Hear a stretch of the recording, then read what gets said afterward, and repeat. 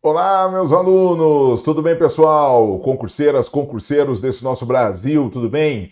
Aqui é o professor Matheus. Começamos agora o Estudando por Questões. Você está no meu canal no YouTube. Se você não segue a gente ainda, se você já não assina o canal, coloca o sininho de notificação, coloca a notificação específica, pelo menos para a nossa playlist do Estudando por Questões, porque hoje a gente vai começar o nosso estudo por questões para as carreiras jurídicas. Nós vamos começar o nosso estudo por questões para carreiras jurídicas, começando aqui com a nossa questão de direito constitucional. De olho na tela para vocês verificarem aqui as discussões. Vejam vocês, ó.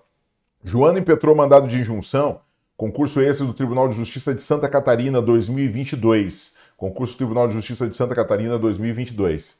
Joana impetrou mandado de injunção perante o Supremo Tribunal Federal. Em razão da falta de norma regulamentadora de determinado direito social previsto na Constituição da República de 1988, o que impedia a sua fruição. Após a impetração, sobreveio a Lei nº XX, regulamentando a norma constitucional que dispunha sobre o referido direito social.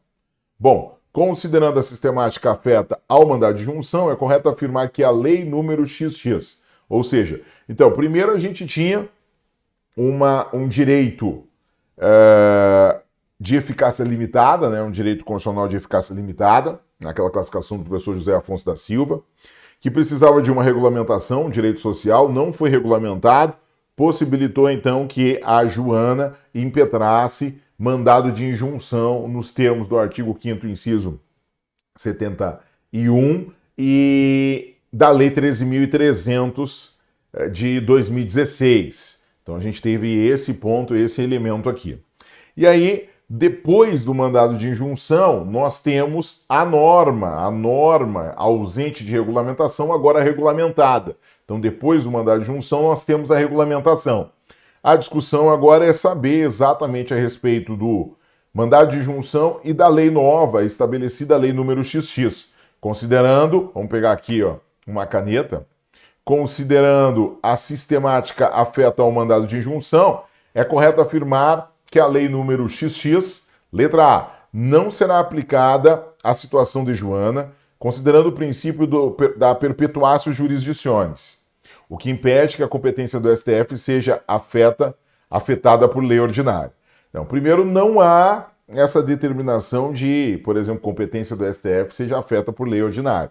Não é possível, até porque o STF pode decidir circunstâncias do controle difuso de constitucionalidade a respeito de questões ligadas a leis ordinárias e a sua vinculação com o ordenamento constitucional. Não há problema nenhum nisso. Um outro elemento importante é que nós temos uma previsão exatamente sendo estabelecida na Lei 13.300 de que, surgindo a lei regulamentando posteriormente a decisão, se nós tivermos uma decisão mais favorável para o impetrante, ou melhor, se nós tivermos uma lei mais favorável para o impetrante, vai valer a lei. Se nós tivermos a decisão sendo mais favorável do que a lei realizada, mantém-se a decisão, mantém-se a coisa julgada. Ou seja, na dúvida, em pró homine, na dúvida, em pró direitos humanos, na dúvida, em pró a pessoa que busca o direito. Então, letra A, nós vamos tirar ela aqui porque ela não está adequada, né? Letra B, será aplicada em qualquer caso a situação de Joana, considerando a preeminência da norma geral sobre a sentença que resolveu a situação individual. Não há uma preeminência dessa norma geral sobre a sentença.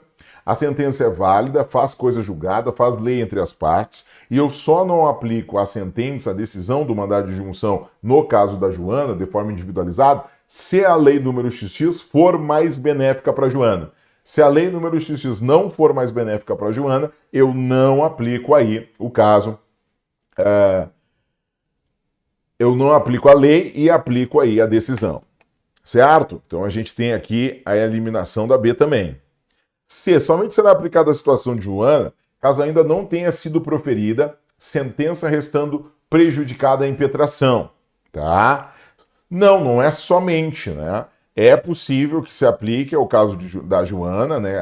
Caso ainda não tenha sido proferida a sentença, ok, sim, é possível, mas essa possibilidade, né, de nós termos somente nessa hipótese não é verdade. Eu posso até ter uma decisão já para com o caso da Joana, transitado e julgado, mas se a lei for mais benéfica do que a decisão que a Joana obteve, ela tem direito a obter exatamente o provimento legal. Letra D, produzirá efeitos ex nunc, ou seja, não retroativos, né, ali, com relação a Joana, salvo se lhe for mais favorável a sentença judicial transitada e julgada. Em regra, então, os efeitos são não retroativos, a lei, certo? Mas se a sentença for mais favorável e já transitou em julgado, eu aplico aí a decisão, a sentença. Então esse é o ponto, esse elemento aqui na letra D de Dinamarca, a letra D de Deus, está correto, está adequado. E letra E, somente será aplicada a situação de Joana, caso ainda não tenha ocorrido o trânsito em julgado da respectiva sentença. Não, não é verdade. Pode, inclusive, se aplicar a Joana após o trânsito em julgado, se a lei número XX for mais benéfica na proteção do direito ou da liberdade fundamental do que a decisão em comento, do que a decisão em destaque. Vejam vocês que alguns temas são importantes aqui, a gente consegue firmar aqui primeiro o entendimento de que a resposta correta é a letra D de Deus, né? É a letra D de Dinamarca, é a letra D de Deus, produzirá efeitos ex nunc em relação a Joana, salvo se lhe for mais favorável, né, que é a sentença judicial transitada e julgada.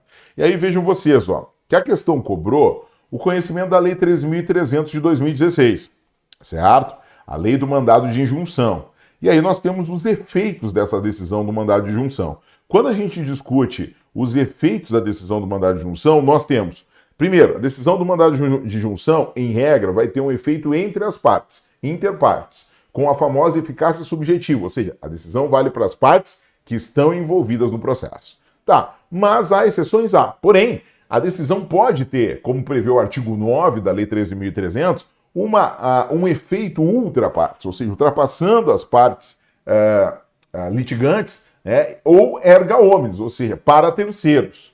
Quando for inerente ou indispensável ao exercício do direito ou da liberdade ou da prerrogativa de impetração, aí, quando for inerente a essa característica o provimento, quando eu busco esse provimento, eu vou ter essas respostas estabelecidas.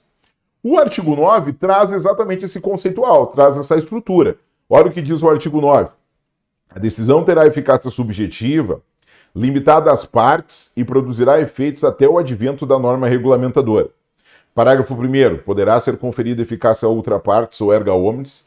A decisão, quando isso for inerente ou indispensável ao exercício do direito ou da liberdade ou da prerrogativa, objeto de impetração.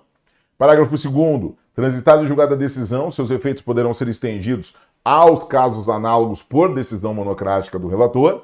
E parágrafo 3º, o indeferimento do pedido de insuficiência de prova não impede a renovação de uma nova impetração de mandado de injunção, fundada em outros elementos probatórios. Mas vejam, a decisão, esse é um ponto importante aqui, a decisão terá eficácia subjetiva, limitada às partes, produzindo efeitos até o advento da norma regulamentadora. Veio a norma regulamentadora, em regra, a decisão para de valer, pelo menos dali para frente. Essa a gente não tem discussão. Daqui para frente, para de valer a lei, para de valer a decisão e vai valer a lei. Anteriormente, se a decisão for mais benéfica que a lei, aplica-se a decisão. Se a decisão for menos benéfica do que a lei, aí se aplica a lei, certo? E aí vejam, atenção, quando a possibilidade de revisão das decisões do mandado de injunção. No artigo 10 nós temos, sem prejuízo dos efeitos já produzidos, a decisão poderá ser revista, a pedido de qualquer interessado, quando sobrevierem relevantes modificações das circunstâncias de fato ou de direito. E parágrafo único, a ação de revisão observará no que couber o procedimento estabelecido nesta lei. E aí vejam vocês, a superveniência da norma regulamentadora, regulamentando o direito que estava inviabilizado, o que acontece com as decisões judiciais que já estabeleceram essa injunção. Então vejam, a norma regulamentadora superveniente, é o que diz o artigo 11, produzirá efeitos ex nunc em relação aos beneficiados, por decisão transitada e julgada, salvo se a aplicação da norma editada lhe for mais favorável. Parágrafo único, estará prejudicada a impetração se a norma regulamentadora for editada antes da decisão, caso em que o processo será extinto sem a resolução do mérito. que era uma perguntinha que a gente tinha aqui, ó.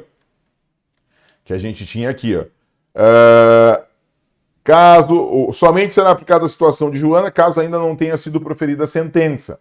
Né? Não, existem as situações onde eu vou aplicar a força de injunção, mesmo já tendo ocorrido a sentença, mesmo já tendo transitado em julgado. Então essas são possibilidades que diferenciam exatamente, né, a questão do mandado de injunção. Portanto, nosso gabarito, pessoal, é letra D de Dinamarca. Produzirá efeitos ex nunc em relação a Joana, salvo se ele for mais favorável que a sentença judicial transitada em julgado. E aí a gente consegue observar isso a partir do artigo 10, né? A gente consegue observar esse ponto a partir do artigo 10, do artigo 9 e artigo 10, que organizam essas discussões junto com o artigo 9, com o artigo 11, desculpe, que traz a ideia da superveniência da norma regulamentando, né, o direito que está ali inviabilizado. Ou seja, surge a norma que viabiliza o direito que estava inviabilizado e aquelas discussões de mandado de junção são mais benéficas para o impetrante, permanece com ele aquele direito. São menos benéficas, é possível, né, se estabelecer então a nova norma. Então esses são pontos importantes. Lei 13.300 de 2016 traz uma estruturação que explora exatamente essas discussões e esses pontos são os pontos de muita convergência, de muita frequência em prova. Certo? Beleza?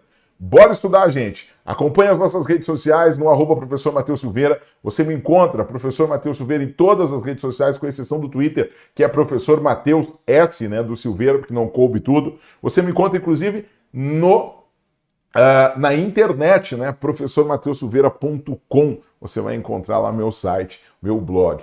Certo, pessoal? Bora estudar, porque a gente está juntinho com você até a nomeação no concurso que você tanto busca. Acompanhe aqui a nossa playlist, porque todo dia tem uma nova questão, todo dia tem novos estudos para você. Bora estudar. Valeu, tchau, tchau.